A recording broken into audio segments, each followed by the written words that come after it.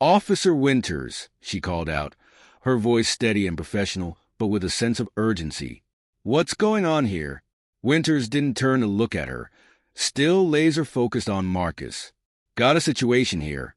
Pulled this guy over, and he didn't cooperate. He's under arrest for resisting." Officer Hayes frowned, glancing at Marcus before something clicked in her mind. She knew that face. Her thoughts raced to the bits of news coverage she had seen recently, the profiles of military leaders who had served overseas. Then it hit her. "General Marcus Taylor?" she asked, her voice quieter now but filled with recognition. "Is that you?" Marcus turned his head slightly, meeting her gaze. "Yes," he answered simply, his voice calm despite everything happening around him. Winters froze for a moment, the realization hitting him just as hard. He had heard of General Marcus Taylor. Everyone had. The name had finally registered, but far too late. "General," Winters muttered, his voice trailing off as the gravity of his actions hit him like a heavy weight. His grip on Marcus loosened, his hands now trembling slightly. His mind raced, struggling to process what had just happened. He had assaulted a highly decorated U.S. Army general. The realization was like a tidal wave crashing down, shattering the false bravado that had fueled his actions only moments before. Winters instinctively took a step back, as if distancing himself from Marcus could somehow undo the damage. The crowd around them grew louder, their murmurs rising into shouts.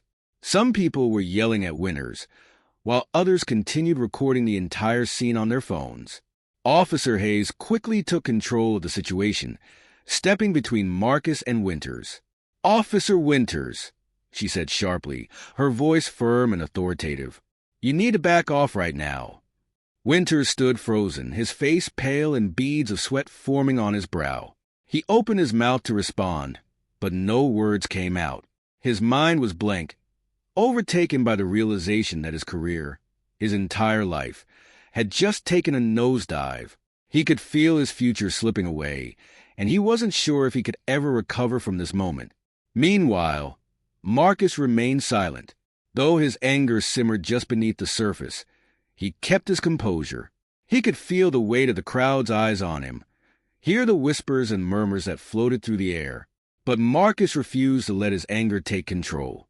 He had been through greater battles, faced life-or-death situations in war zones, and had carried the responsibility of command on his shoulders. This, while deeply unjust, was just another challenge, one he would face with dignity. Winters stumbled backward, his hands still shaking as he tried to find some sense of control. I didn't know," he muttered, almost to himself, as if repeating the words could change what had already happened. But it was too late. The damage had been done, and there was no taking it back. The crowd's murmurs grew louder, and Hayes could sense the brewing storm. People were going to talk, the video footage would spread, and this incident would not be swept under the rug. She turned to Marcus, her expression a mix of professionalism and deep sympathy. "General Taylor, I'm deeply sorry for what's happened here," she said softly. "We'll get this sorted out." Marcus gave a slight nod, his wrists still bound by the handcuffs, though his composure remained intact. "It's not the first time I've been treated this way," he said quietly, more to himself than anyone else. But Hayes heard him, and the weight of his words struck her harder than she had expected. Without saying anything further, Hayes reached for her radio, calling for a sergeant to come to the scene. She knew that this situation had quickly escalated beyond what she could handle alone. It required immediate attention, and with each passing second, the fallout was only growing worse. More people from the neighborhood were gathering, some stopping to watch, others pulling out their phones to capture the moment. It was no longer just a police stop. It had become a public spectacle, a symbol of something far greater than just this incident. Marcus Taylor stood tall, even as the world around him seemed to spiral into chaos. Despite the humiliation of being handcuffed for no valid reason, he maintained an air of calm and dignity. He wasn't just any man who had been unjustly detained. He was a leader, a figure who had faced unimaginable adversity, and that resolve was clear in the way he held himself. Yet beneath his calm exterior, There was undeniable hurt and frustration. This wasn't just about him. It was about every person who had been in a similar situation, often with far worse outcomes. It was about the systemic prejudice that continued to persist, chipping away at the foundations of justice and equality. The crowd, growing larger by the minute, could feel it too.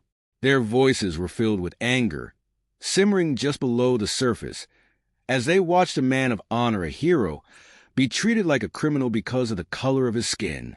Officer Hayes moved quickly, her face etched with concern, as she tried to de-escalate the situation.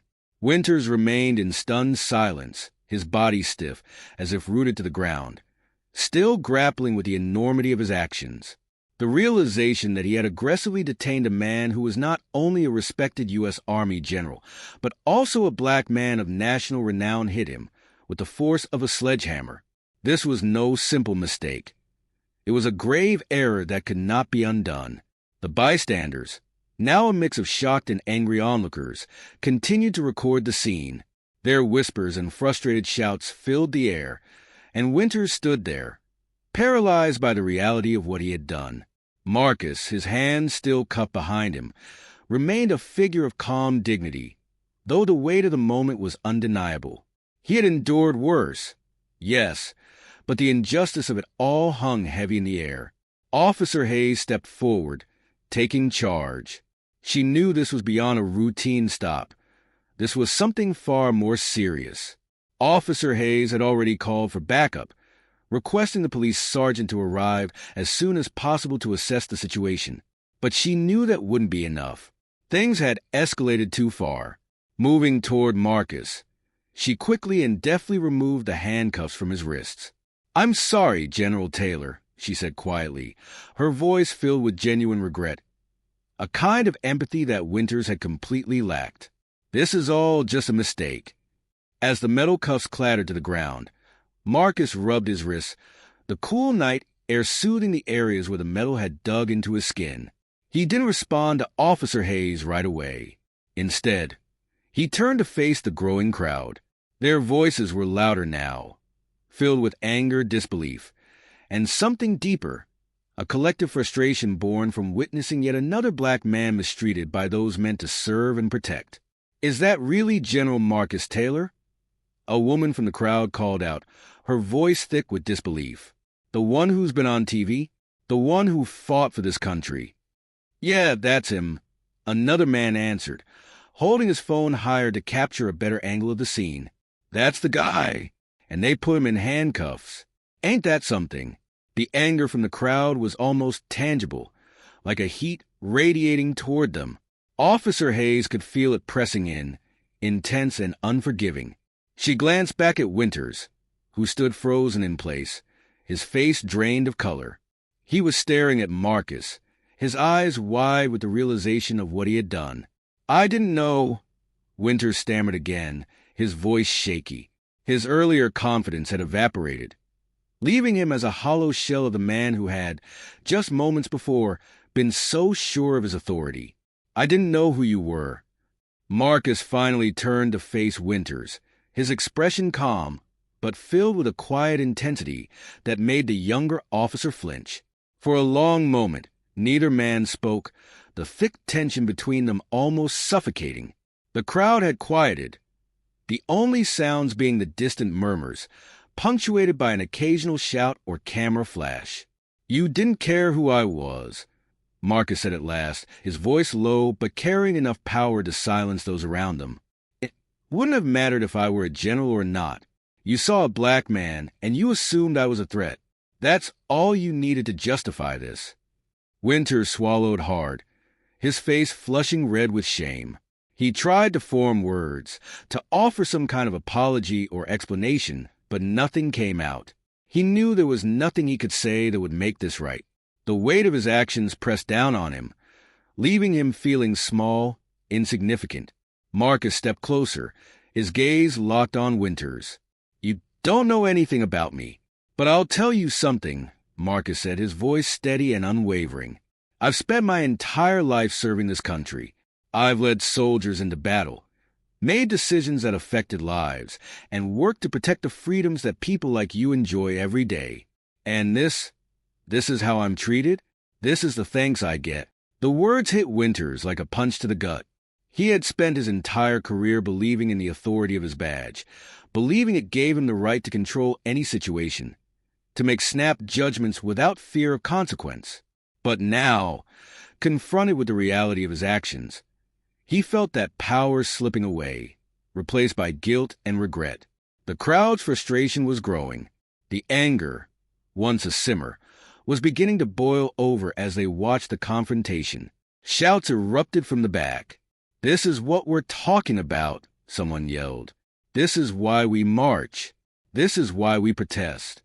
The tension was palpable, thick enough to be cut with a knife. Officer Hayes, sensing the growing unrest, stepped between Marcus and Winters, her voice calm but firm as she tried to de-escalate the situation. "General Taylor," she began, her eyes pleading with Marcus, "I understand that you're upset, and you have every right to be. But please let us handle this." Marcus met her gaze, and for a moment his eyes softened. He could see that Officer Hayes wasn't the problem. She had stepped in and tried to right Winters' wrong as quickly as possible. Her presence had helped diffuse a situation that could have easily spiraled out of control. But Marcus knew the damage was already done. This wasn't just about him anymore. This was about every black man, every black woman who had been through something similar. This was about the deep, systemic issues that caused so many to be mistreated, misjudged, and misunderstood simply because of the color of their skin. He nodded slightly but didn't speak, his silence carrying the weight of everything he wanted to say but chose not to.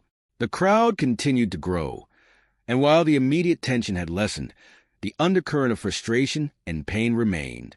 Officer Hayes, recognizing the need to move quickly, spoke into her radio again, urging the sergeant to hurry. She knew that this wasn't just a case of correcting a mistake anymore. This was bigger, much bigger, and the fallout from what had happened tonight would ripple far beyond this quiet suburban street. Winters, still frozen in place, could do nothing but watch as the situation slipped further and further out of his control. He had made a grave error, one that he could never take back. "This isn't just about me," Marcus said quietly, his eyes scanning the crowd before returning to Officer Hayes. "This is about a system that allows this to keep happening. This is about accountability." Hayes nodded, understanding the full weight of his words. She had seen the headlines, watched the protests unfold across the nation. She knew this wasn't an isolated incident. It was part of a larger, painful pattern that too many people had been forced to endure.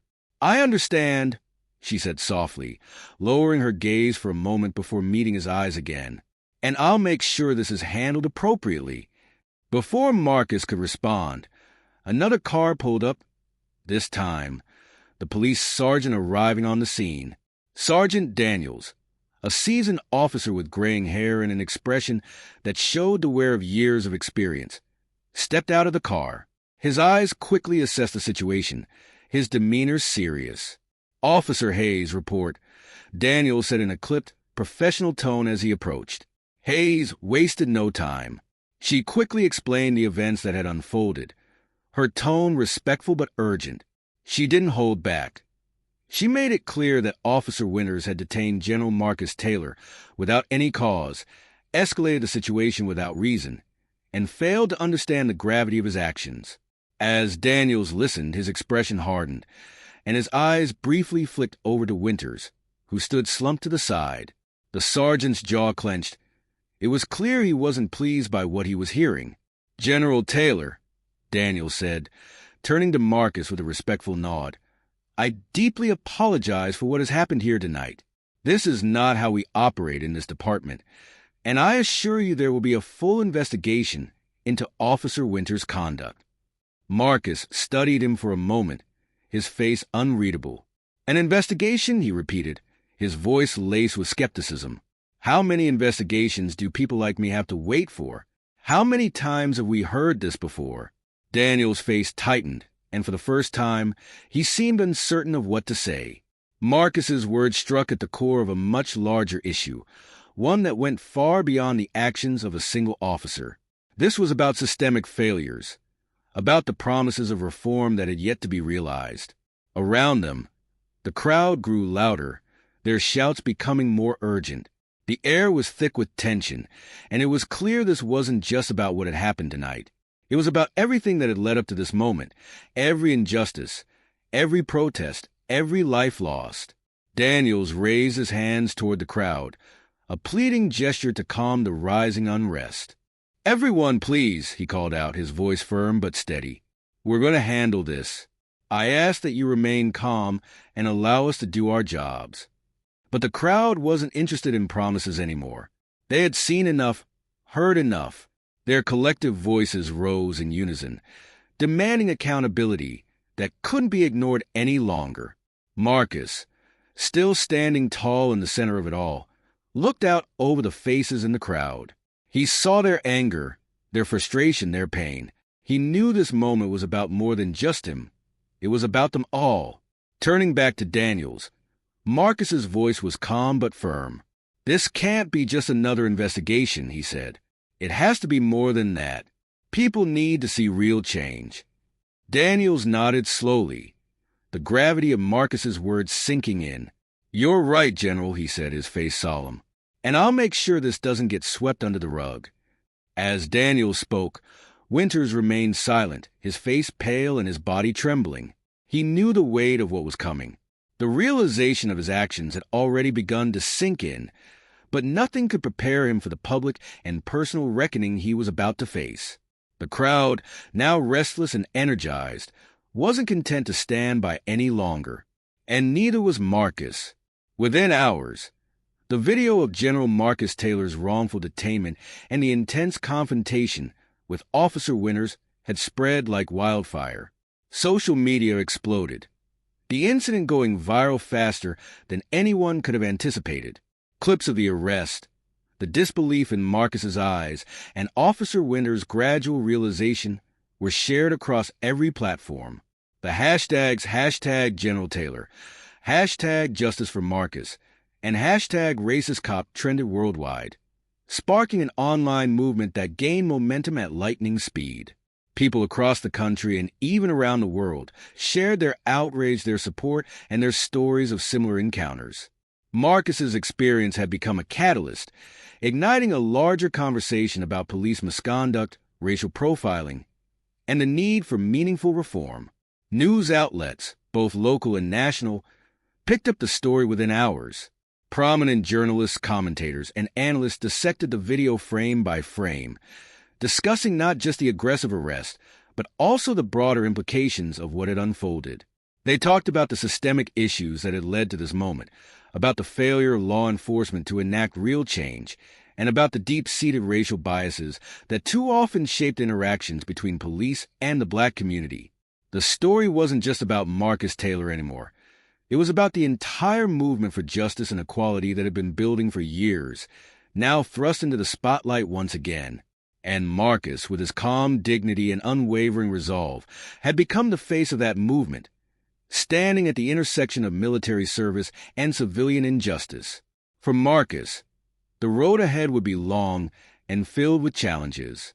But as the movement grew, as voices rose louder and stronger for change, he knew that this time it couldn't be ignored. It was no longer just about one man. It was about all the people who had been wronged, about creating a future where no one would have to endure what he had experienced that night. The mistake that had been made was catastrophic, far more significant than just another instance of police brutality. This was a national hero being mistreated on American soil, a man who had fought for the very freedoms that were now being denied to him. It wasn't just news stations or social media commentators that noticed. Activists, public figures, and political leaders voiced their outrage, condemning the actions of Officer Winters and calling for immediate action. Civil rights organizations quickly seized the moment, amplifying the voices of those fighting against police misconduct and pushing for reform on both local and national levels. The town where the incident had occurred was suddenly thrust into the national spotlight. Reporters descended on the police station, microphones in hand, attempting to get statements from officers, the department, or anyone connected to the story.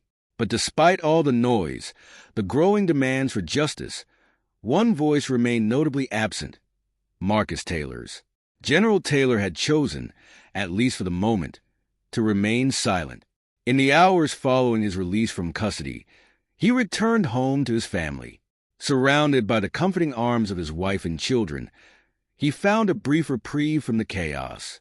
Physically free, yes, but emotionally, Marcus felt the weight of what had happened pressing down on him like never before, a weight he hadn't even felt in the most dangerous military operations. Cynthia, his wife, greeted him at the door that night, her eyes filled with fear and concern. The moment he stepped inside, she wrapped her arms around him in a tight embrace, as though trying to shield him from the world outside. "I saw the video, Marcus," she whispered into his chest, her voice trembling. "I can't believe it. I can't believe they did that to you." Marcus held her close, his hands running soothingly over her back, though he wasn't sure if he was trying to comfort her or himself. "It's okay, Sin," he murmured, though deep down he knew it wasn't. Not really, but in that moment, he wanted to forget the outside world, if only for a little while, and focus on being with his family. Their children, James and Maya, were teenagers, and they had been glued to their phones, watching the viral videos of their father being manhandled by the police. Their faces were tight with a mix of anger and confusion. James, the oldest at 16, was especially furious. "Dad, how could they do that to you? You're a freaking general. Don't they know who you are?" Marcus sighed as he sank into the couch, placing a hand on his son's shoulder.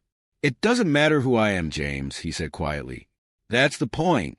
I could be anyone, and to people like that officer, I'm guilty just because of how I look." Maya, his 14-year-old daughter, sat beside him, her eyes filled with tears she stubbornly refused to shed. "But you didn't do anything wrong," she said in a small voice. "Why does this keep happening?" That question hung heavy in the room, with no easy answer. Marcus had fought wars, negotiated peace, and led soldiers through the darkest times. But this fight against injustice at home felt larger, heavier. It wasn't just about him, and he knew it. It was about every black man and woman who had been treated as less than human, every person who had been profiled, harassed, brutalized, or worse. Cynthia sat beside him, taking his hand gently. "Marcus, people are going to want to hear from you," she said softly. "The world is watching. They need to hear your voice." He nodded slowly, knowing she was right. But the thought of stepping into the media frenzy felt overwhelming. His entire career had been built on action, not words. He had always led by doing, not by speaking. But now, his actions had spoken for him unwittingly, and the world was waiting to hear his voice. For the next few days, Marcus remained silent. Even as the world continued to react, he stayed away from the public eye. But his silence couldn't stop the momentum. Protests erupted across the country, not just his hometown, but in major cities like New York, Los Angeles, Chicago, and Washington, D.C. The footage of his arrest had become the latest rallying cry for those fighting against police brutality and systemic racism. And whether he liked it or not, Marcus Taylor had become a symbol. In his small town, the protests were intense. The streets outside the police station swelled with people holding signs demanding justice. Accountability now read one sign, while another declared no one is above the law. The anger was palpable, the energy crackling in the air like a live wire. The protests remained largely peaceful, with marchers chanting slogans like Black Lives Matter and No Justice, No Peace. Their voices echoed through the streets, carried on the wind like a chorus demanding to be heard. Marcus watched from a distance, knowing that soon he would have to speak. The world wanted his voice, but he needed time to gather his thoughts, to make sure that when he did step forward, it was with purpose. This was no longer just about him. It was about a much larger fight, a fight for dignity, justice, and equality. And when he did speak, it would be not just for himself, but for everyone who had been wronged, silenced, or overlooked. The protests outside his small-town police station were just the beginning. The world was watching, waiting for something more than just words. They wanted action, real change. And Marcus Taylor, whether by choice or circumstance, was now at the center of it all.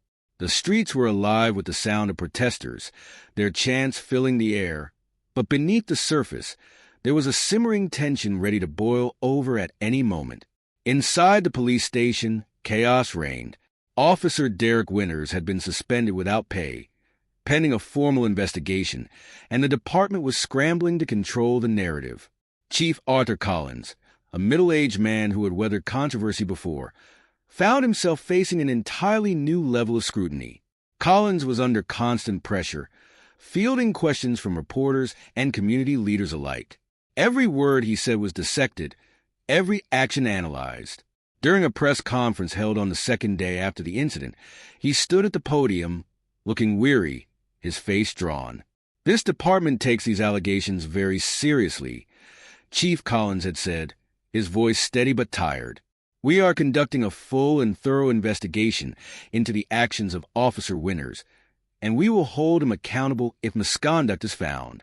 But the promise of an investigation did little to ease the public's fury. They had heard these kinds of assurances too many times before, promises of accountability, only for things to remain unchanged.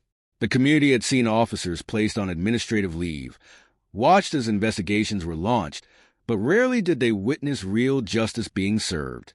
In the days that followed, Officer Winters' life began to crumble.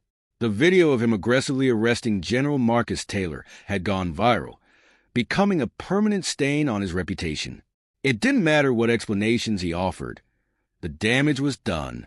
No amount of damage control could fix what had already spiraled out of control. Reporters camped outside his house. His face was plastered across every news outlet, and his name was a trending topic on social media. At first, Winters tried to defend his actions. He explained to friends and colleagues that he hadn't known who Marcus Taylor was, that it was all a misunderstanding. But as the public outrage grew, even those closest to him began to distance themselves. His fellow officers, who might have once stood by his side, now kept their distance, not wanting to be associated with the man who had wrongfully arrested a national hero. Winters' life turned into a nightmare. Protesters gathered outside his home, holding signs and chanting for justice. His family, too, became the subject of public scrutiny, and with each passing day, the pressure mounted. He had once been a man of authority, someone who wielded power with impunity. But now he had been vilified, cast out, and isolated. He spent his days in his dimly lit house, curtains drawn, watching news coverage of the protests and calls for reform, all punctuated by the inevitable condemnation of his actions. Winters knew his career in law enforcement was over. But worse than that, he was beginning to understand the depth of his mistake, not just on a professional level, but on a deeply moral one. For the first time, Winters was forced to confront the racism and biases that had been deeply ingrained in him, the assumptions he had made without ever questioning them. He had never considered himself a racist. He had always believed he was a good cop, someone who protected and served his community. But now, as he watched the world react to his actions, he realized he had been part of the problem all along. The power his badge had given him had filled him with a false sense of righteousness, the belief that he was always in the right. That belief had led him to this moment, where his life unraveled before his very eyes. Meanwhile, Marcus Taylor remained quiet, observing everything from the comfort of his home. He knew that, eventually, he would need to speak, to address what had happened. But Marcus wanted to do it on his own terms. Not as a reaction to the media frenzy, not to satisfy the demands of the protests, but when the moment was right.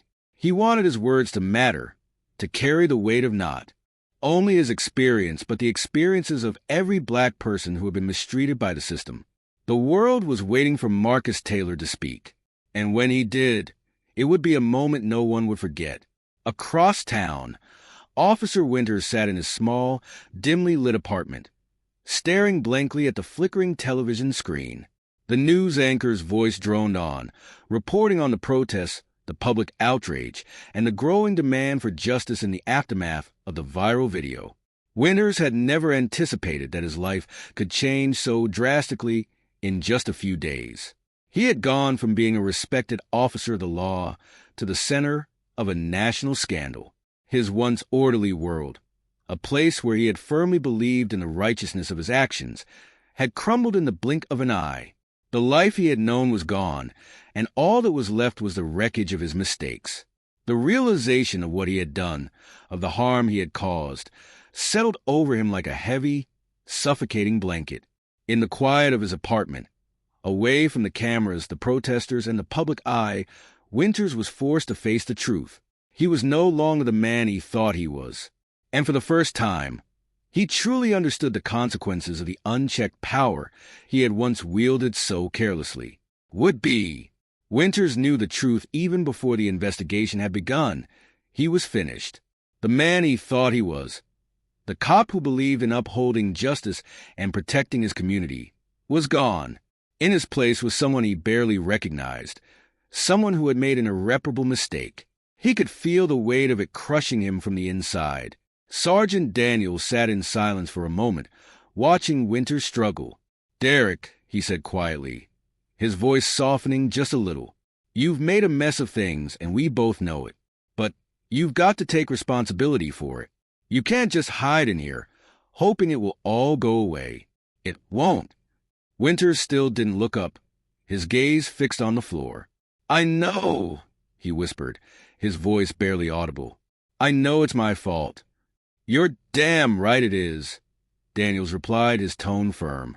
"You acted without thinking, and now you're paying the price. But running from it won't help. You need to face it, take accountability.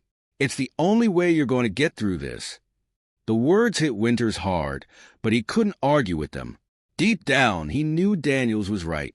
Avoiding the reality of what he'd done was only prolonging the inevitable. But the thought of facing the public, facing Marcus Taylor, facing himself, terrified him. He had never truly questioned his actions before. He had always been so sure of his authority, so convinced that he was in the right. But now, all of that certainty had been stripped away, leaving nothing but doubt and regret. Daniels leaned forward, his elbows resting on his knees. "The investigation is moving fast. You've been suspended, but it's only a matter of time before they push for more. I'm here to tell you, as a friend, that you need to get ahead of this. You need to own up to what you did before the department makes its decision for you." Winters' hands trembled as he ran them through his hair. "I don't know if I can," he admitted, his voice breaking. "I don't know how to fix this." "There's no fixing it," Daniel said bluntly. "What's done is done. But you can still take responsibility. You can still make amends. Maybe not to the public, but to yourself. Admit your mistakes. Face the consequences. It's the only way you're going to find any kind of peace." For the first time since Daniels had arrived, Winters looked up. His eyes were red and tired, filled with a kind of hopelessness that Daniels hadn't seen before. "What happens now?" Winters asked, though he already knew the answer. Daniels sighed heavily. "You know what happens. They'll wrap up the investigation, and you'll be forced out. The public pressure is too great. This isn't going to blow over, Derek." Winters nodded slowly, his worst fears confirmed. He had already seen the writing on the wall. His career, his reputation, everything he had worked for was gone. And worse than that, he was starting to realize that the person he thought he was might have been an illusion all along. "There's more to this than just your career, though," Daniels continued. "You've got to think about your life after this. You're going to need to find a way to live with what you've done. That's not going to be easy, but it starts with admitting you were wrong.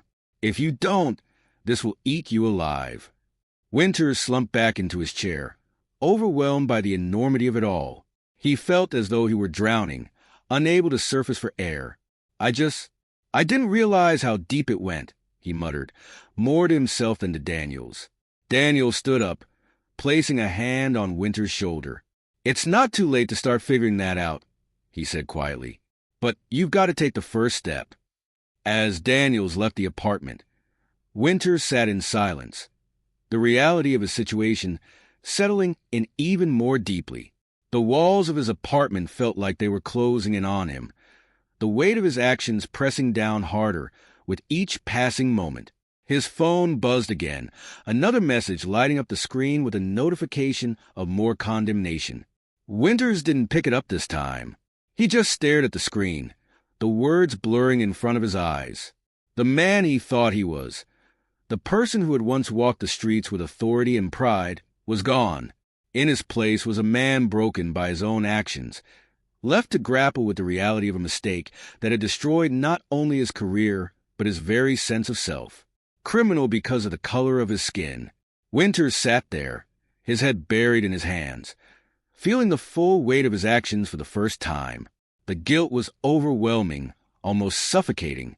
He had spent years telling himself he was different from the officers who abused their power, convincing himself that he was protecting and serving his community. But in that one moment, the truth had been laid bare. He had failed. And now, everything he had built, everything he had believed about himself, had collapsed. "I didn't mean for any of this to happen," he muttered again, his voice cracking. But deep down, he knew that intention didn't matter. The damage had been done, and no amount of regret could undo it. Daniel's words echoed in his mind. Asterisk, this isn't just about one mistake, Derek. This is about a system that's broken, and you just became the face of it. Asterisk. The system. Winters had always thought he was working within it, never questioning its foundations. He had followed the rules, trusted his instincts, believed in his authority. But now, he could see that the system had been rotting from the inside all along, and he had been part of it. His badge, which had once represented honor and duty, now felt like a symbol of something darker, a blind belief in power, an assumption that he was always in the right. He had never questioned his instincts when he saw Marcus Taylor that night.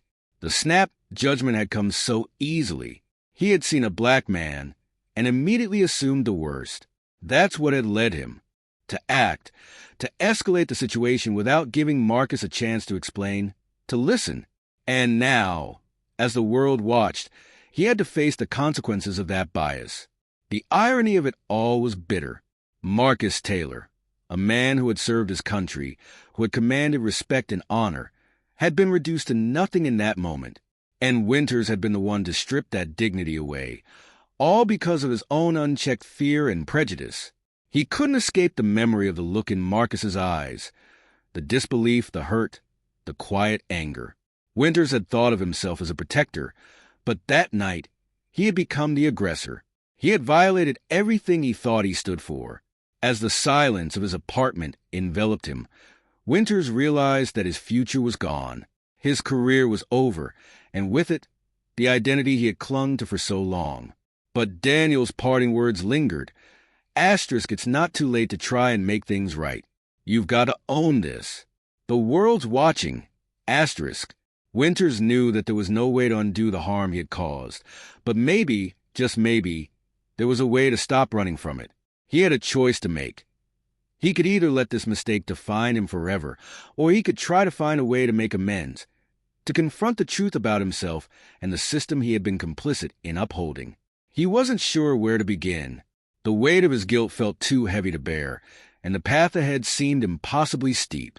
But for the first time, Winters allowed himself to see the full scope of what had happened, and in doing so, he took the first step toward accountability.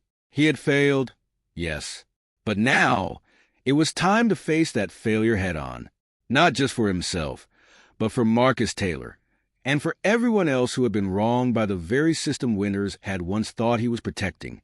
As he sat there, alone in the dim light of his apartment, Winters knew that the journey ahead would be long and difficult, but he also knew that it was the only way forward. He couldn't change what had happened, but he could try to change what came next. And for the first time since that night, he felt the faint stirrings of resolve begin to take root. Hollow now, completely inadequate in the face of Marcus Taylor's calm but powerful words. Winters had spent countless hours going over how he would apologize, how he would express his regret. But now, sitting across from Marcus, it felt as though nothing he could say would ever be enough.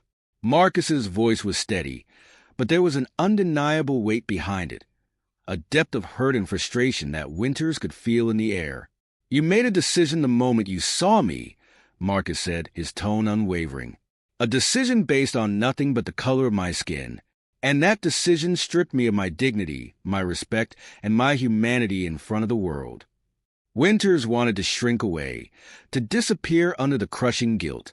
He had spent his entire career believing he was a protector, someone who stood for justice and fairness. But in that moment, he had been neither.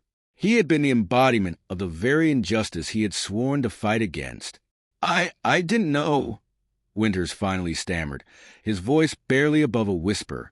It was the same excuse he had been telling himself, but as the words left his mouth, they felt weak, meaningless.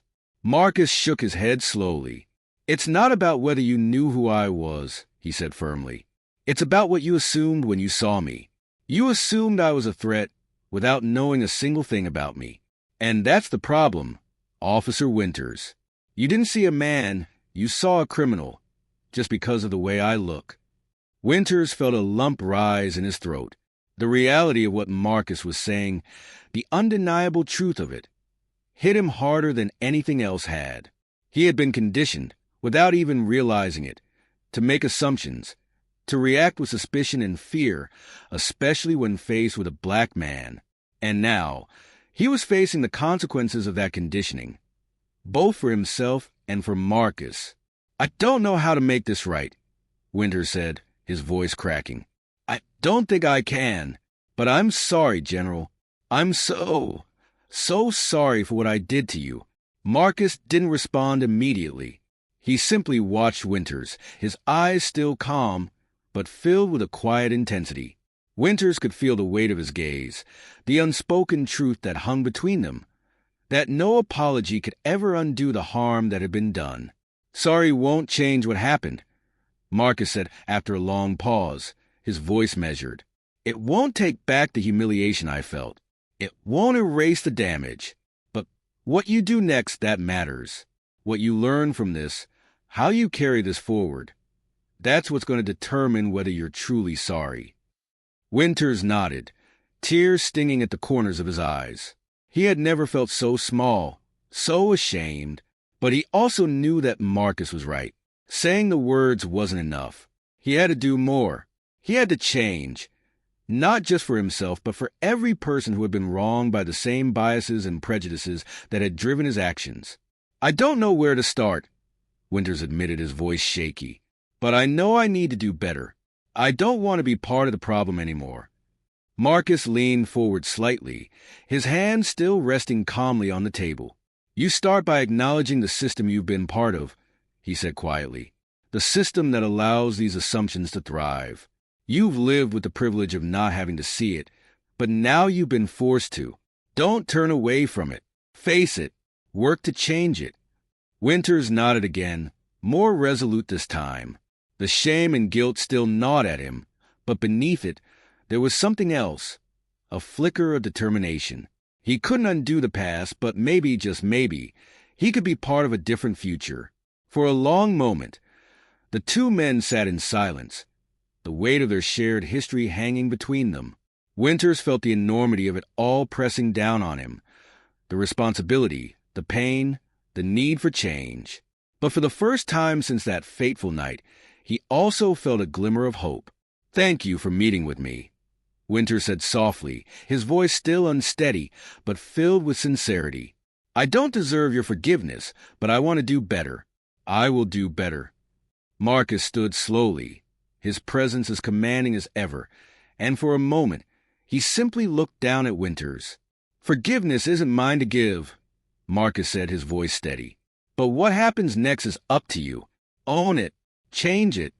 With that, Marcus turned and walked out of the room, leaving Winters alone in the silence once more. But this time, the silence felt different. It wasn't just a void filled with guilt and shame.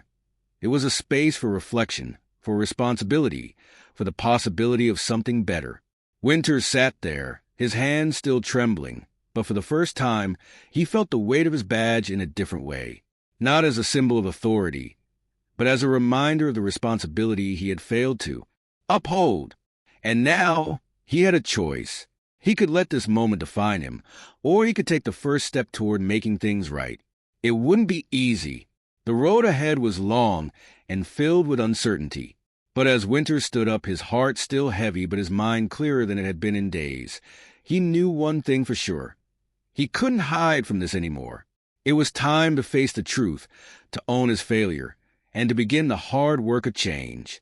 But for all the times he hadn't questioned it, the system he had trusted, the authority he had believed in, had blinded him to the very real experiences of people like Marcus.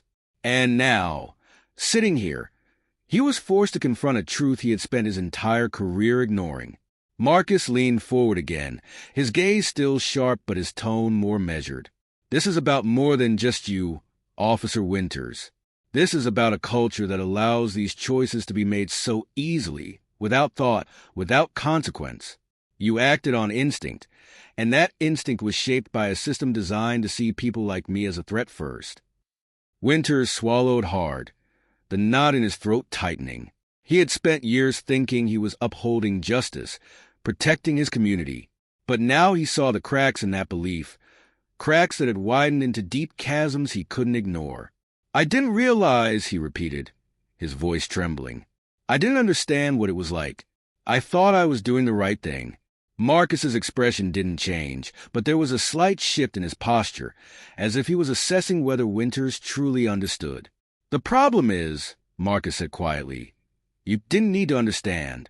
You had the privilege of not having to. But for me and for so many others, there is no escape from that reality. Winters felt the weight of those words settle deep into his bones. His entire life, he had taken that privilege for granted, never having to think twice about what his actions might mean for someone like Marcus. He had been blind to the reality of the world others had to live in, and now he was staring it in the face. I want to make it right, Winters said, his voice barely more than a whisper. But I don't know how. Marcus sighed, his eyes still holding Winters's gaze. Making it right isn't something that can happen with one conversation or one act. It's about recognizing the depth of the problem and being part of the change. It's about challenging the system that shaped you, that taught you to see me as a threat. And it's about listening to the voices of those who have been silenced for too long. Winters nodded, feeling the enormity of the task ahead. He had always thought of himself as someone who did the right thing, but now he realized that doing the right thing wasn't enough if he didn't understand the full picture. I will, he said softly, though the words felt inadequate. I'll listen. I'll change. Marcus watched him for a moment, the silence between them thick with the weight of what had been said. I hope you do, Marcus replied, his voice steady but filled with a quiet strength. Because this isn't just about you and me. It's about everyone who's been through this. It's about the people who haven't been given the chance to speak. And it's about making sure this doesn't keep happening. The room felt heavier now, filled with the gravity of their conversation. Winters could feel the shame, the regret, but also the glimmer of something else. A chance to start making things right, not just for himself, but for others like Marcus who had been failed by the very system he had believed in. I know I've got a long way to go, Winters said, his voice soft but determined. But I want to try. I want to be better. Marcus nodded once, a small gesture that carried the weight of his forgiveness, though Winters knew that forgiveness wouldn't come easily. It wasn't something he could earn with just words. It would take time, action, and a commitment to truly understanding what he had been blind to for so long. This is just the beginning, Marcus said, standing up slowly. The hard part comes next. Winters stood as well, feeling the weight of Marcus's words, the weight of the responsibility that now lay on his shoulders. He wasn't sure where to start, but he knew that he couldn't go back to who he had been. That person was gone, buried under the weight of his mistakes. Now, it was about what came next, how he could contribute to the change that needed to happen. As Marcus turned to leave, Winters spoke up one last time. Thank you, he said quietly, though the words felt small in the face of what Marcus had shared. Thank you for giving me the chance to listen. Marcus paused at the door, looking back at Winters with a measured gaze. Don't thank me yet, he said. Thank me when you've done the work. And with that, he walked out of the room, leaving Winters standing alone in the heavy silence. The journey ahead would be long and difficult. But for the first time, Winters knew that he had to face it head on. There was no running from it anymore. Always do. Her words filled him with a quiet strength, grounding him in the moment as he prepared to face the crowd. Marcus gave her hand a final squeeze before letting go, his gaze steady and resolute. He knew what this moment meant, not just for him, but for the movement that had grown around him. This wasn't just about his personal experience. It was about the collective pain, the systemic failures, and the urgent need for change. As he stepped out of the room and made his way toward the stage, the noise from the crowd outside grew louder. The chants for justice echoed through the hall, and Marcus could feel the weight of the responsibility pressing down on his shoulders. He wasn't just General Marcus Taylor anymore. He had become a symbol of something much bigger, a voice for those who had been silenced or ignored for too long.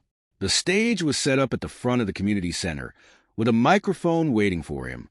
As Marcus stepped up to the podium, the crowd erupted into cheers, their voices rising in unison. He scanned the sea of faces, seeing people from all walks of life, young, old, black, white, Latino, Asian, united in their call for change. It was a sight that filled him with hope and determination. Marcus cleared his throat, the crowd gradually quieting as they waited for him to speak. He took a deep breath, centering himself as he looked out at the people who had come to stand in solidarity. "Thank you," he began, his voice strong but measured. "Thank you for being here, for standing up, for raising your voices. Today, we are not just gathered to demand justice for one man. We are here to demand justice for all. We are here because the system that should protect us has failed too many of us for too long." The crowd responded with murmurs of agreement, their attention fully focused on him. "I stand before you today, not just as General Marcus Taylor, but as a black man who knows what it feels like to be judged by the color of my skin. I've served this country, led soldiers into battle, and worn the uniform with pride. But despite all that, when one officer saw me, he didn't see a soldier or a leader. He saw a threat. And that is the reality so many of us live with every day." Marcus paused, letting his words sink in, the weight of his truth hanging in the air. This isn't just about one incident. It's about a system that allows bias and prejudice to thrive. It's about the lives that have been lost, the people who have been silenced, the communities that have been torn apart. We can't ignore it any longer. We can't wait for the next tragedy to take action. He could see the intensity in the eyes of the people before him, their shared anger and hope reflected back at him. This moment wasn't just about him. It was about all of them, all of the people who had been waiting for their voices to be heard. "We demand accountability," Marcus continued, his voice rising with conviction. "We demand justice. But more than that, we demand change. Real change. Systemic change. The kind of change that doesn't just punish one bad actor, but dismantles the structures that allow these injustices to continue. We can't afford to stay silent anymore. We have to keep pushing, keep fighting for a future where no one has to live in fear because of the color of their skin." The crowd erupted again, their voices filling the air with chants of "No justice, no peace, and Black Lives Matter." Marcus felt the power of their energy, the strength of their collective will. This was the moment they had been waiting for, and he was determined to carry it forward. Marcus looked back toward the entrance of the community center, where Cynthia stood, watching him with pride. She had been his rock, his constant support through it all. Her strength gave him the courage to keep going, to continue fighting even when the weight of it all seemed unbearable. "I know this is a long road," he said, his voice steady once more. "I know change doesn't happen overnight, but together, we can build a future where our children don't have to face the same struggles we faced. We can create a world where justice and equality aren't just words, but realities for everyone, no matter who they are or where they come from." The crowd roared in approval, their voices a chorus of hope and determination. Marcus stepped back from the podium, his heart full, knowing that this was just the beginning. The fight for justice, for equality, for true change was far from over. But in that moment, he knew that they were no longer fighting alone.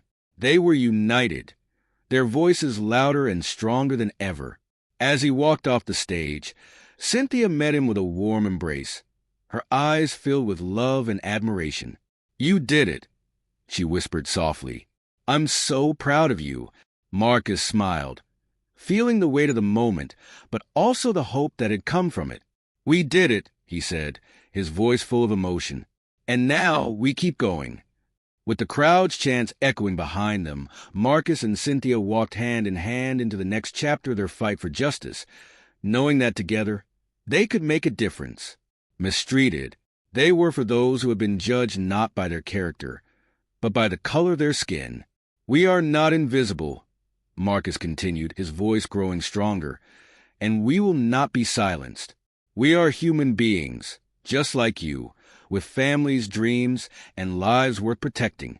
We are not asking for anything more than what you would want for yourselves, for your own children. We are demanding fairness, justice, and accountability." The crowd erupted again, their applause and cheers carrying a fervor that echoed through the streets. Marcus took a deep breath, feeling the weight of the moment, but also the immense power of collective unity. This wasn't just a speech. It was a rallying cry, a call to action. "When one of us suffers injustice," Marcus said, his voice rising, "it affects all of us. It tears at the very fabric of who we are as a society. But when we stand together, when we lift each other up, we become stronger. We become a force that cannot be ignored." He paused, looking out over the crowd, seeing the fire in their eyes, the hope, the determination. This was more than just a gathering of people. This was a movement that had the potential to change the course of history. "I believe in this country," Marcus said, his tone softening but still filled with conviction. "I believe in the ideals of justice, freedom, and equality. But belief alone isn't enough. We have to act. We have to hold those in power accountable. We have to challenge the systems that perpetuate inequality and demand that they be dismantled and rebuilt in a way that serves all people, not just a privileged few." The crowd roared its approval, their voices joining in unison. Marcus could feel their energy, their resolve, and it fueled his own. "We owe it to ourselves, to our ancestors, and to future generations to keep fighting," he continued. "This moment is bigger than me, bigger than any one of us. It's about changing the trajectory of our society. It's about creating a world where no one has to fear for their life because of the color of their skin." Marcus paused, his gaze sweeping across the sea of faces, each one filled with hope and determination. "And we will create that world," he said, his voice filled with unwavering belief. Together, the crowd erupted once more, their voices swelling with the power of their shared conviction. Marcus stepped back from the podium, letting the cheers wash over him. This was the moment he had been building toward, and while the road ahead would be long and difficult, he knew they were on the right path. As he turned to leave the stage, Cynthia was waiting for him at the edge, her eyes shining with pride. She reached out for his hand, and as they walked together back toward the community center, Marcus felt a sense of purpose settle over him. The battle wasn't over, but they were no longer fighting alone. "We've got a long way to go," he said quietly to Cynthia as they stepped through the door. She squeezed his hand gently, her voice soft but filled with resolve. "We'll get there," she replied. Together. Idea was to create a board made up of community members who would have the power to review complaints against the police, conduct independent investigations, and recommend disciplinary actions. It was a bold move, and one that many within the system resisted. But Marcus and his coalition knew it was a necessary step toward true accountability. Marcus Taylor's body was exhausted, but his mind stayed sharp, buzzing with thoughts about his return home. He had spent the last 2 years leading military operations overseas, overseeing missions that not only tested his strategic mind, but also his strength as a leader. However, tonight, the heavy burden he carried felt momentarily lighter. The familiar sight of home was like a soothing balm to his soul. It was late, and the sun had long since disappeared beyond the horizon, leaving the sky a deep dark blue. Only the soft glow of streetlights illuminated the quiet suburban neighborhood he had lived in for years. Marcus cherished this town. It wasn't like the chaotic and bustling energy of a big city. Instead, it was a peaceful, simple place, almost like a scene from a painting. The streets were lined with trees, the houses were well kept, and occasionally, a child's bicycle could be seen left by the curb. It was worlds away from the harsh deserts and mountains where he had spent the last few years, navigating war zones and making decisions that held life or death consequences. His wife, Cynthia, was waiting for him at home. Earlier, she had sent him a message reminding him to pick up a few groceries on his way. It was such a simple task, but after months of military orders and high-pressure briefings, it felt almost surreal. Marcus found comfort in the normality of it. He had missed these little things. Quick grocery runs, quiet coffee at the kitchen table, and the sound of his children's laughter drifting from the backyard. As he drove down Main Street, he took a deep breath, savoring the quiet stillness of the night. The town was mostly asleep at this hour. The streets were empty, except for a few parked cars and the occasional stray cat darting between the buildings. His hands rested lightly on the steering wheel as he rolled down the window, letting the cool night air wash over him. The familiar scent of pine trees and damp earth filled the car, reminding him that, no matter how much time passed, some things stayed the same. In the background, soft jazz played on the radio, blending seamlessly with the peaceful atmosphere. Marcus hadn't felt this calm in a long time. He was no longer General Taylor, the man responsible for thousands of soldiers and decisions that could change lives. At this moment, he was just Marcus, husband, father, and neighbor. As he drove, his mind wandered back to memories of his return. He could still picture his children running toward him at the airport, their small arms wrapping tightly around him as if they feared he might vanish again. Cynthia's tearful smile as she hugged him, whispering how proud she was. These moments made the sacrifices worthwhile. But deep down, he always struggled with the transition. Shifting from the battlefield to home life was no easy task, and it wasn't something you were trained for in the military. Yet, tonight, none of those lingering worries crept up. Marcus felt grounded, ready to settle back into the routines of everyday life. He took a left turn, heading toward the local grocery store on the outskirts of town. The parking lot was nearly deserted, with only a few scattered cars parked under the dim lights. The store was still open, its neon sign buzzing softly in the night.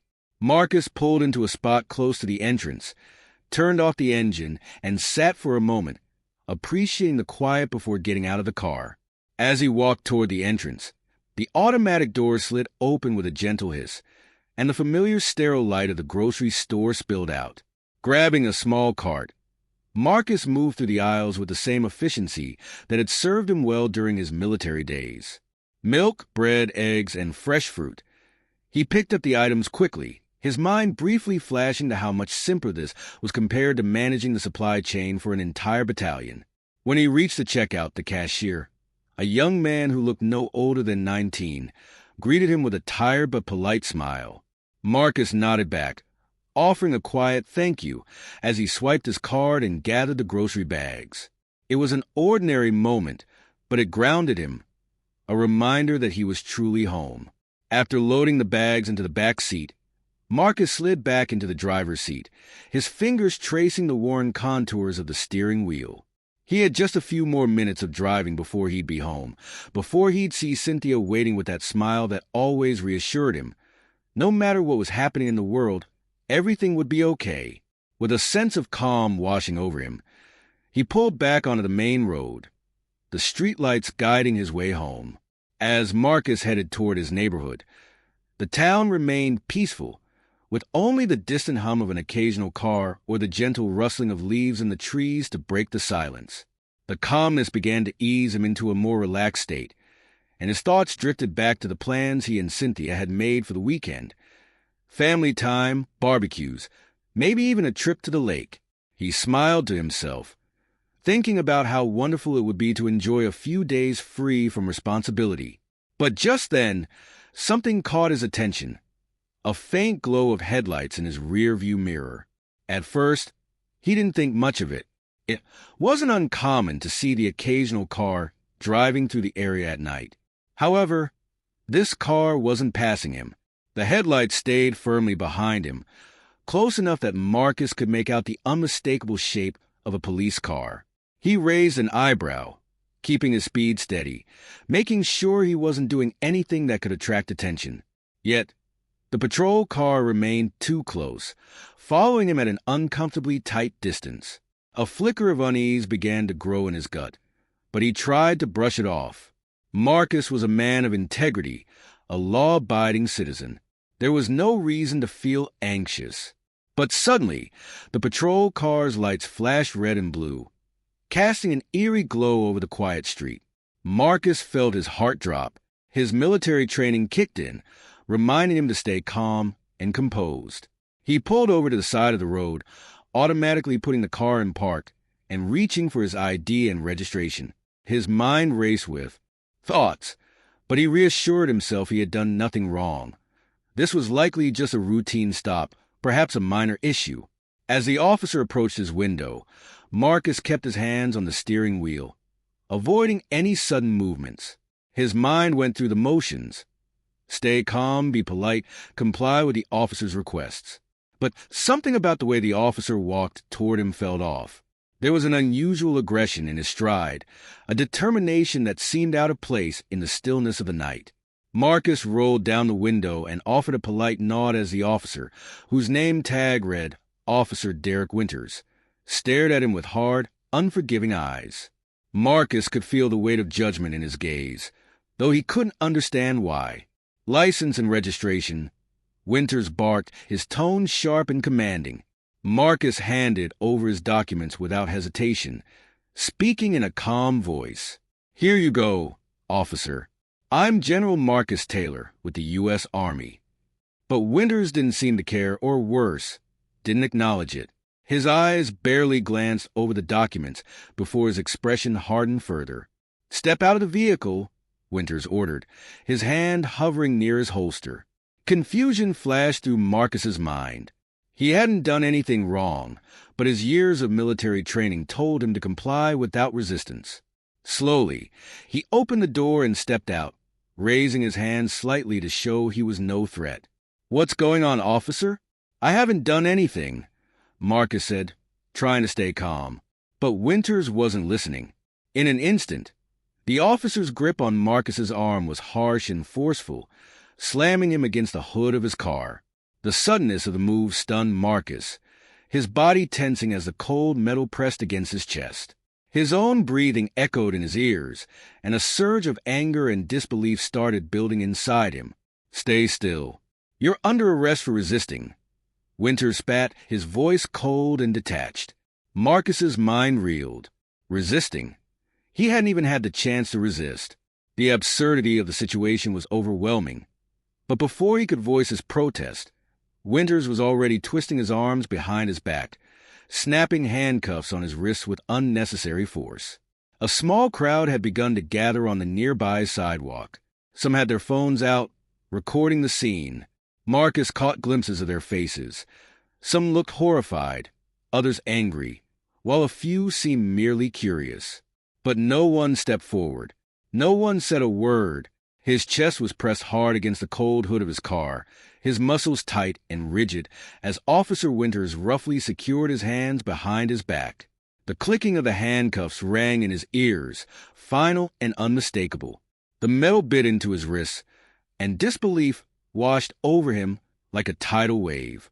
How had things escalated so quickly? Just moments ago, he had been driving peacefully, thinking about home and family, and now he was being treated like a criminal without any real explanation. This wasn't the first time Marcus had been in a tense situation. He had faced life-and-death moments in the heat of battle, where every decision could mean survival or failure. But this was different. The chaos, the confusion, and the injustice of it all felt entirely surreal. This situation felt entirely different from Marcus. The danger wasn't coming from an enemy he knew or had prepared for. Instead, it was from someone who had sworn to protect people, someone with a badge who was supposed to uphold the law. With his cheek pressed against the cold hood of his car, The world around him seemed surreal, like he was stuck in a nightmare that played out in slow motion. His heart pounded in his chest, but he forced himself to stay calm, knowing that any sudden move could make things worse. His training echoed in his mind. Stay still, stay calm. Yet, beneath the calm exterior, anger burned inside him. He thought about all the years he had spent serving his country, the respect he had earned, and the sacrifices he had made. He had led soldiers in combat, stood as a symbol of leadership on and off the battlefield, and dedicated his life to serving the nation. But right now, none of that seemed to matter. To Officer Winters, he wasn't General Marcus Taylor. He wasn't a decorated man of honor. To Winters, Marcus was just another black man, a suspicious figure in the night, guilty until proven innocent. Winters roughly yanked Marcus to his feet, spinning him around. Their eyes locked for the briefest moment, and in Winters' gaze, Marcus saw nothing but disdain. There was no respect, no acknowledgement of the person standing in front of him, only the desire to assert control. Winters wanted power, and Marcus was his target. "Did you not hear me, General?" Winters spat the title with venom, as if it were an insult rather than a mark of honor. "I told you to get out of the car. You took too long, and that's resisting." Marcus clenched his jaw, the words hitting him hard. Resisting. All he had done was comply, following instructions calmly and respectfully. There had been no resistance, no defiance. But it didn't seem to matter. None of it mattered. Out of the corner of his eye, Marcus noticed a small crowd gathering on the sidewalk. Some people stood frozen, wide-eyed with shock, unsure of what to do. Others had their phones out, recording the scene as it unfolded, capturing every moment on shaky video. Marcus wasn't sure whether to feel relieved that there were witnesses or more vulnerable knowing that the world would now see him in this humiliating position. His training had taught him that appearances were everything. How you carried yourself could change the course of a situation. And now, here he was, handcuffed in front of strangers, treated like a criminal. People who didn't know his story, his sacrifices, or what he had done for his country were witnessing his humiliation. In the crowd, a middle-aged man wearing a baseball cap suddenly shouted, "Hey, that's General Marcus Taylor. He's a hero. What the hell are you doing?" Winters acted as though he hadn't heard a thing. His focus was fixed on Marcus, his expression hard and unyielding. It was as though he wasn't dealing with a person but with an object, something he needed to control. Winters yanked Marcus toward the squad car, shoving him roughly against the door before opening it. His breath was heavy, like he was gearing up for something more, as if expecting a fight. But Marcus didn't give him one. He had nothing to prove. He knew the truth would eventually come out, but he couldn't shake the fear that it might be too late. As Winters prepared to shove Marcus into the back seat, another police cruiser pulled up, its sirens blaring for just a second before they were cut off. A second officer stepped out, a petite woman in her late 30s who moved with quick, purposeful strides. Officer Jennifer Hayes had been on the force for nearly a decade, and in that time, she had learned to trust her instincts. The moment she arrived on the scene, something felt wrong. She approached quickly, her eyes darting between Marcus, standing in handcuffs by the squad car, and Winters, whose stance was aggressive, almost like he was itching for more conflict. She hadn't been given many details, just that Winters had called for backup. But now that she was here, she could feel the tension in the air. As Marcus prepared for the meeting, he thought about how far they had come. What had started as a single, painful incident had blossomed into a nationwide movement for justice and reform. The weight of leadership was heavy, but it was a responsibility Marcus embraced fully. He wasn't just fighting for himself anymore. He was fighting for every person who had ever been wronged by a system that was supposed to protect them.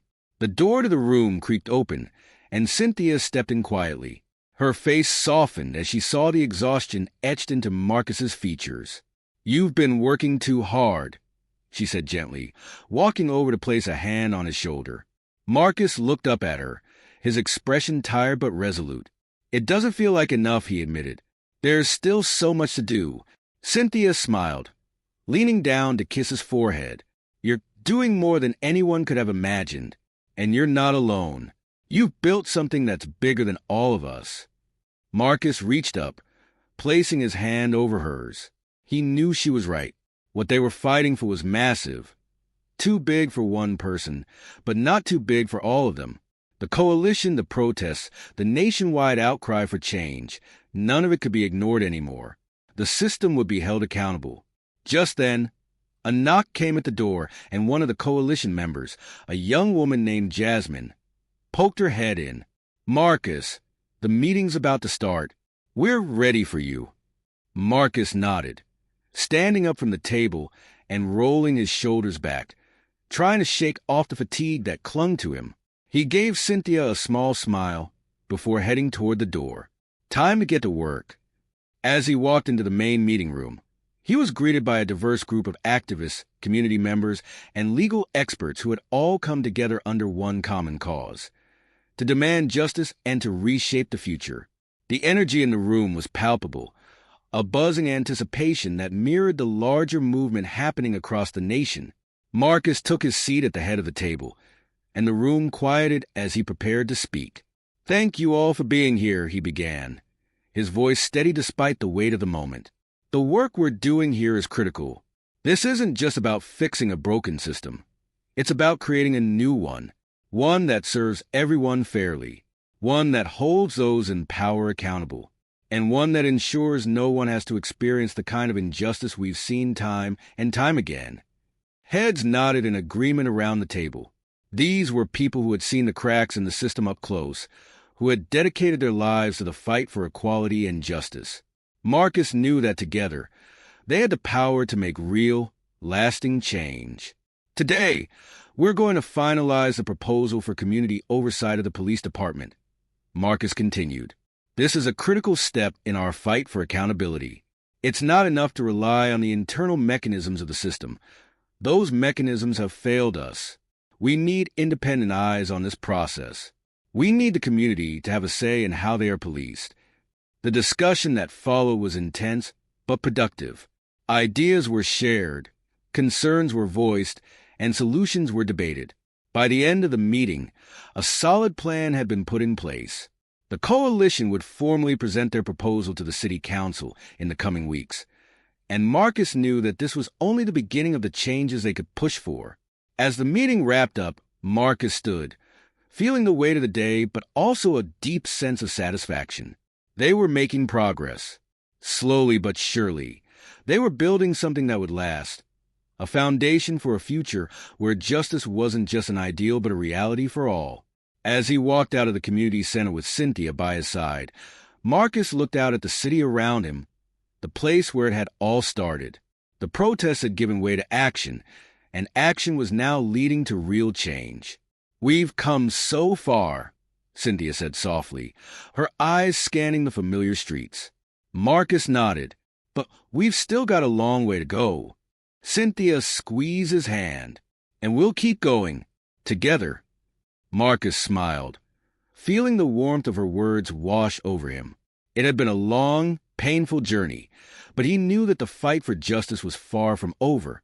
And with the support of the people around him, his family, his community, and the countless others who had joined this movement, he knew they would keep pushing, keep fighting, until the change they had demanded was finally won.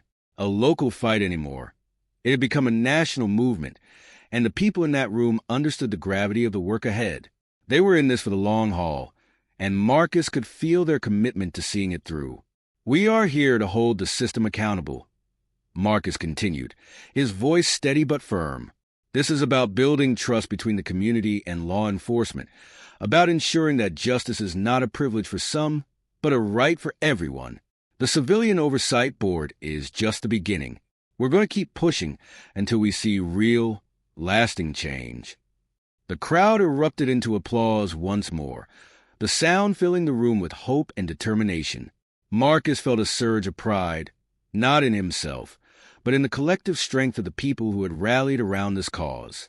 These were the people who had marched in the streets, who had faced down adversity and skepticism, but who never wavered in their fight for justice.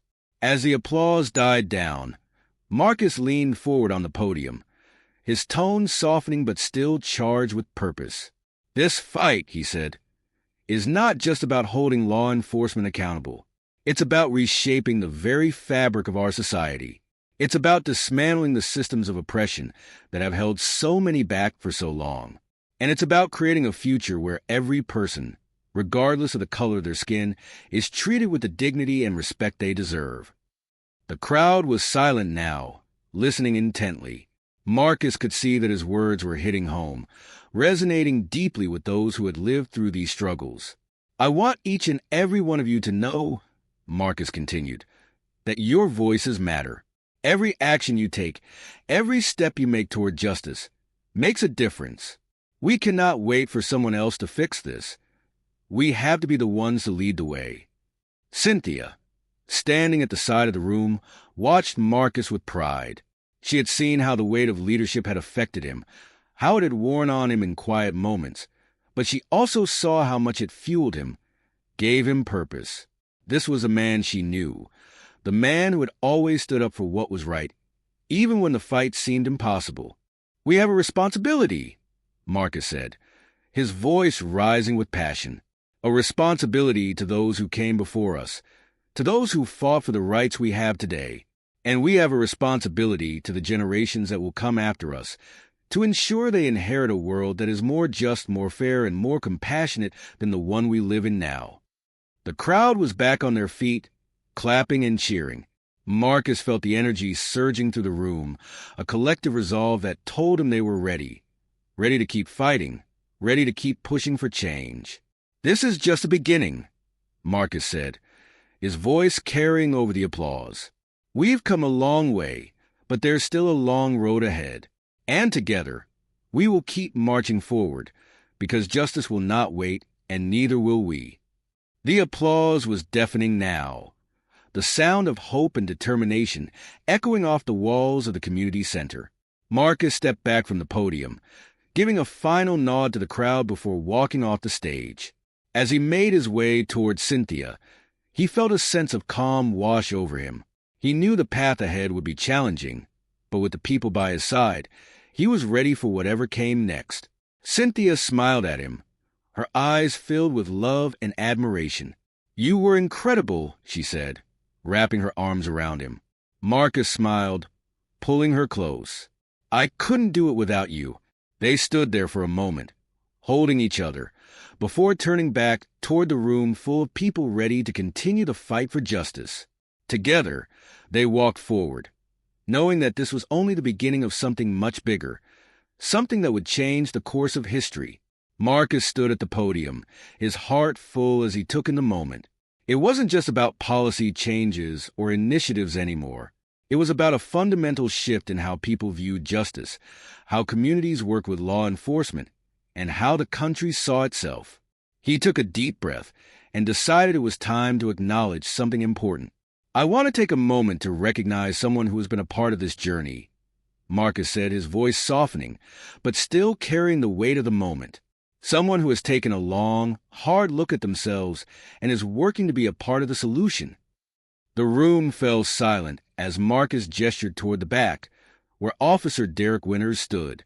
All eyes turned to him, and for a moment, a tense silence gripped the room. Winters, dressed in plain clothes, looked uneasy, standing nervously in the corner. The once confident, authoritative demeanor he had carried as an officer was gone, replaced by the burden of the choices he had made that fateful night. Marcus paused, allowing the silence to linger. He wanted the gravity of the moment to be felt. "Officer Winters made a terrible mistake," Marcus began, his voice steady but measured. "He's here today, not because he was forced to be, but because he wants to be part of the change we're fighting for." The room remained quiet, the tension still thick. But Marcus knew the people in this room respected him enough to hear him out. He continued, speaking with the same compassion and clarity that had earned him their trust. "He's owned his actions," Marcus said, "and he's committed to learning, to listening, and to doing better. And that's what this movement is about. It's about accountability, yes, but it's also about redemption. It's about showing that change is possible, even for those who have made mistakes." Winters stood in the back, nodding, his face pale but resolute. Over the past months, he had spent countless hours in reflection, attending meetings, engaging with civil rights leaders, and working to understand the harm he had caused, not just to Marcus, but to the community at large. He had resigned from the police force, knowing that his position in law enforcement was no longer tenable. But he hadn't turned away from the fight for justice. Instead, he had committed himself to being part of the solution. Redemption is possible for all of us, Marcus said, his eyes sweeping the room. But it requires action. It requires humility. And it requires a willingness to confront our own biases, our own mistakes, and to do the hard work of making things right. The crowd began to relax, the initial tension beginning to ease. Marcus's words were sinking in. There was still skepticism, still anger, but also a growing sense that change, real, meaningful change, was possible even for individuals who had once been on the wrong side of justice. I believe in accountability, Marcus said, his voice firm and clear. But I also believe in forgiveness. And if we're going to move forward as a community, as a nation, we need to make space for both. The room was still for a moment, his words hanging in the air. The balance between justice and forgiveness, between holding people accountable and giving them a chance to grow, was delicate. But it was necessary. Slowly, the crowd began to applaud. It wasn't the thunderous applause from earlier. It was quieter, more reflective.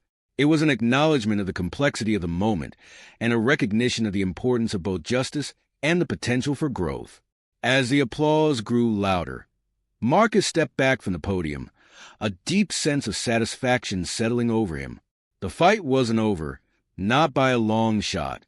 There was still so much work to be done, so many systems to challenge, so many minds to change. But today, in that room, they had made real progress. Marcus looked out at the crowd, at the faces of the people who had come together to demand change, to fight for a better future. In that moment, he knew they were ready to keep going. They were ready to keep fighting for justice, for accountability, for a world where redemption was possible. Together, they would build a better future. And Marcus, for the first time in a long time, felt that they were truly on the right path.